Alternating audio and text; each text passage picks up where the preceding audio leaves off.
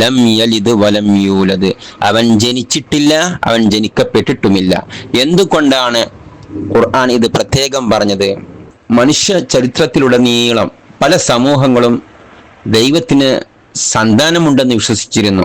ചിലർ മലക്കുകളെ അള്ളാഹുവിന്റെ പുത്രന്മാർ എന്ന് പറഞ്ഞു, ചിലർ ഉസൈർ അലൈഹിസ്സലാം അള്ളാഹുവിന്റെ പുത്രനാണെന്ന് പറഞ്ഞു, ചിലർ ഈസ അലൈഹിസ്സലാം ദൈവപുത്രനാണെന്ന് വിശ്വസിച്ചു.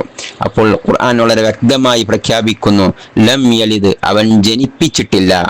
കാരണം സന്താനം ഉണ്ടാകുക എന്നത് സൃഷ്ടികളുടെ സ്വഭാവമാണ്, സൃഷ്ടാവിന്റെ അല്ല.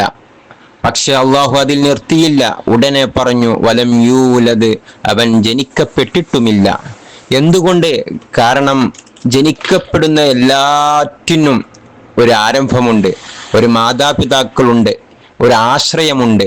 പക്ഷേ അള്ളാഹു ആരംഭമില്ലാത്തവനാണ്, സൃഷ്ടിക്കപ്പെട്ടവനല്ല.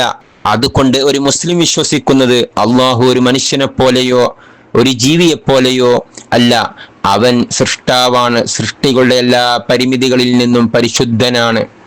വലം യകുൽ ലഹു കുഫുവൻ അഹദ്, അവന് തുല്യനായി ആരുമില്ല. ഇവിടെയുള്ള കുഫുവൻ എന്ന പദത്തിന് അർത്ഥം തുല്യൻ, സമാനൻ, ഒപ്പമുള്ളവൻ. അള്ളാഹു പറയുന്നത് അവന്റെ സത്തയിലും അവന്റെ നാമങ്ങളിലും അവന്റെ വിശേഷണങ്ങളിലും അവന്റെ പ്രവർത്തികളിലും അവനോട് തുല്യനായി ആരുമില്ല. അതുകൊണ്ട് തന്നെ അവന് ആരോടും താരതമ്യം ചെയ്യാനാവില്ല. ഇനി സൂറത്തിന്റെ ആദ്യ ആയത്തിലേക്ക് മടങ്ങി വരൂ. ആരംഭം അല്ലാഹു അഹദ്, അവസാനം വലം യകുൽ ലഹു കുഫുവൻ അഹദ്. ശ്രദ്ധിച്ചോ, അഹദ് എന്ന പദം കൊണ്ട് തുടങ്ങുന്നത് അഹദ് എന്ന പദം കൊണ്ട് അവസാനിക്കുന്നതും ഇത് യാദൃശ്ചികമല്ല.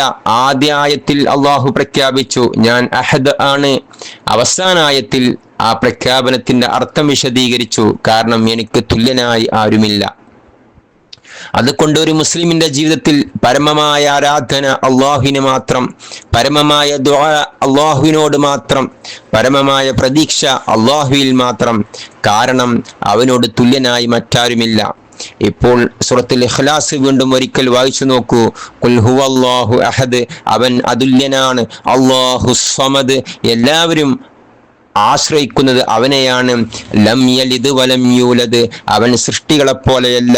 വലം യകുൽ ലഹു കുഫുവൻ അഹദ്, അതിനാൽ അവന് തുല്യനായി ആരുമില്ല. ഇതാണ് സൂറത്തുൽ ഇഖ്ലാസ്. 4 ചെറിയ ആയത്തുകളിൽ അള്ളാഹുവിനെ കുറിച്ചുള്ള ഖുർആന്റെ ഏറ്റവും സംക്ഷിപ്തവും സമ്പൂർണവുമായ പരിചയപ്പെടുത്തൽ. അള്ളാഹു ഈ മഹത്തായ സൂറത്തിന്റെ അർത്ഥം മനസ്സിലാക്കാനും അതനുസരിച്ച് ജീവിക്കാനും നമുക്കെല്ലാവർക്കും തൗഫീഖ് നൽകട്ടെ. ആമീൻ.